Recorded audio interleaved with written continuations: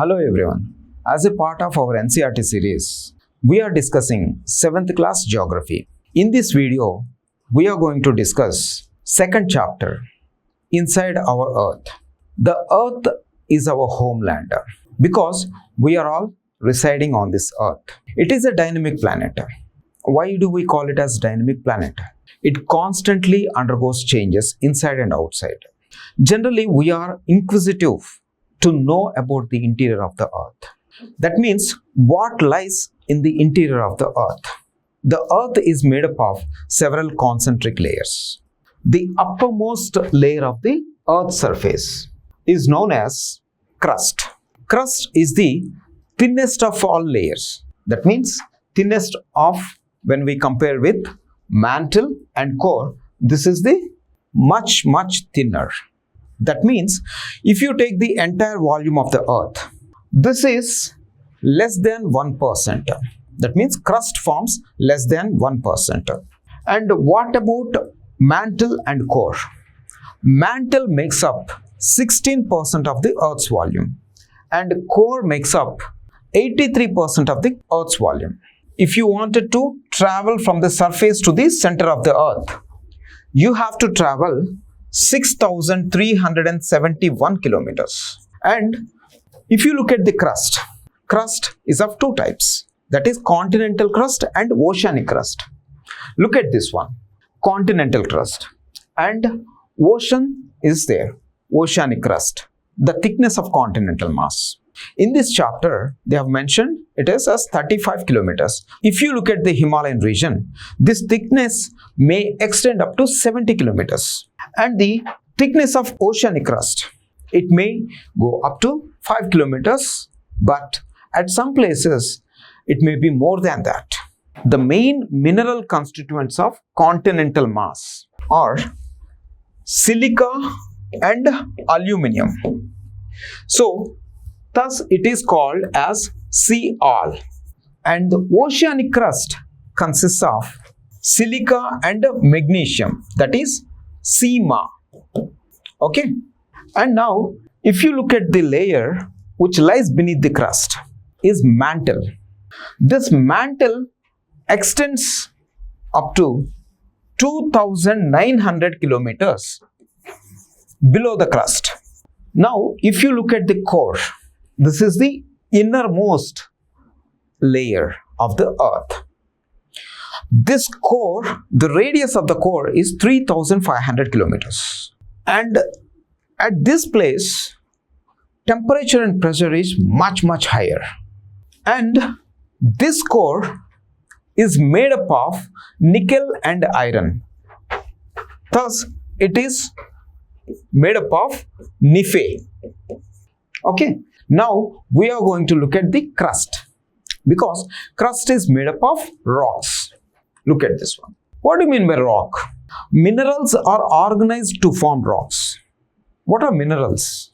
More than one element organized to form compounds. Those compounds are known as minerals. So, those minerals are organized to form rocks. That means minerals are nothing but rocks. Rocks can be a different color, size, and texture. Rocks are of three different types.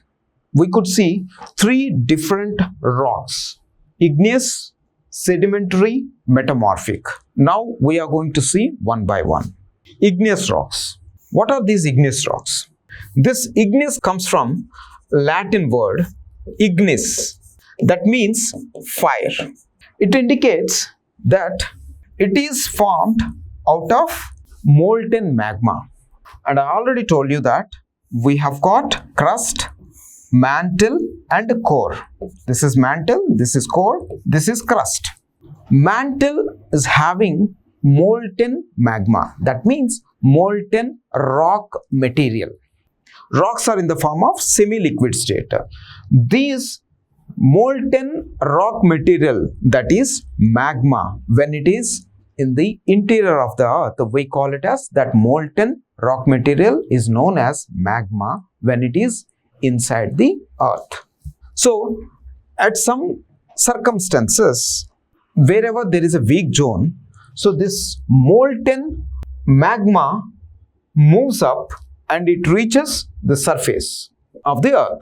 When it reaches over the surface, it is known as lava. This lava rapidly cools down and it solidifies. After solidification, it turned into rocks, and these are igneous rocks.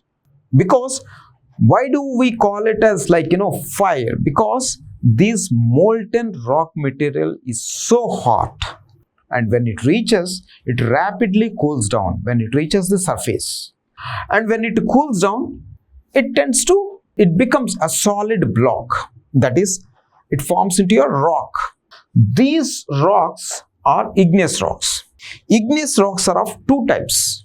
One is extrusive igneous rocks and intrusive igneous rocks. So the molten magma, when it reaches this place, so the rocks which are formed on the surface of the earth are known as igneous rocks, that is extrusive igneous rocks.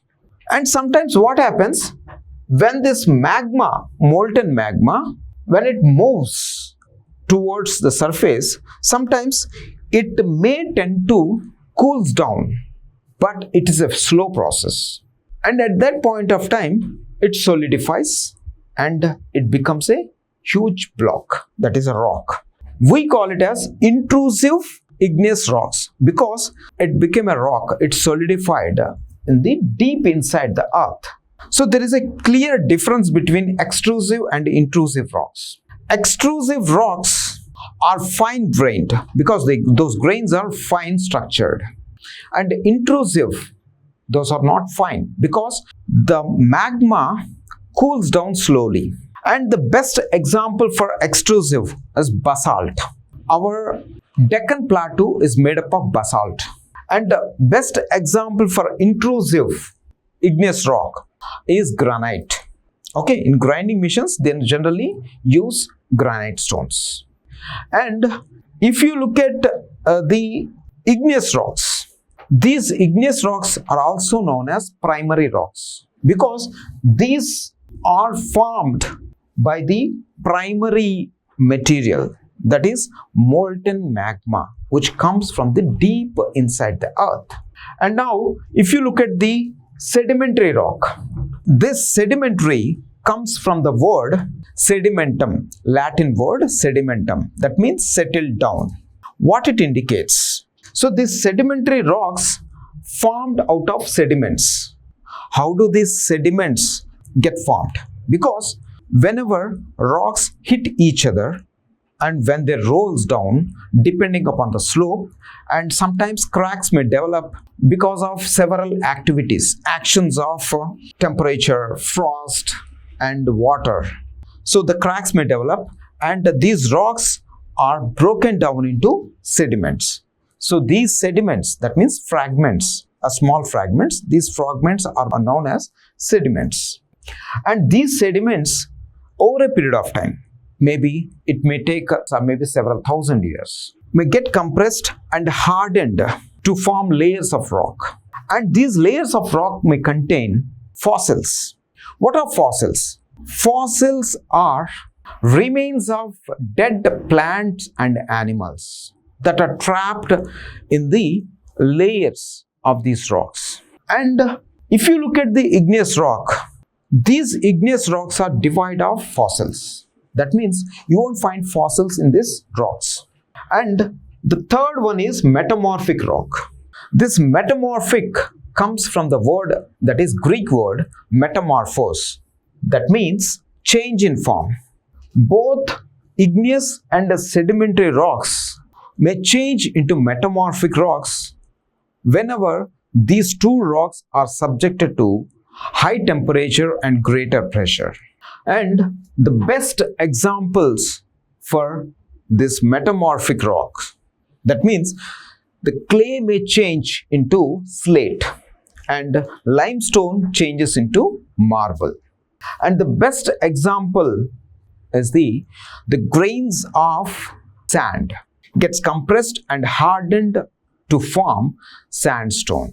And there are so many uses because these rocks can be used to develop infrastructure. That means construction of roads, buildings, etc. And we are already discussed that minerals are nothing but rocks. And that means minerals are organized to form rocks. So minerals are definitely useful to mankind. There are different types of minerals are there. Fuel minerals, coal, petroleum, natural gas. All these are fuel minerals. And there are minerals which are useful in industries. For example, iron and aluminum. And these minerals are used in medicine. And now, if you look at the rock cycle, what it indicates? This is a cycle. And here, one rock is changed into another one over a period of time. And suppose igneous rocks are broken down into several fragments.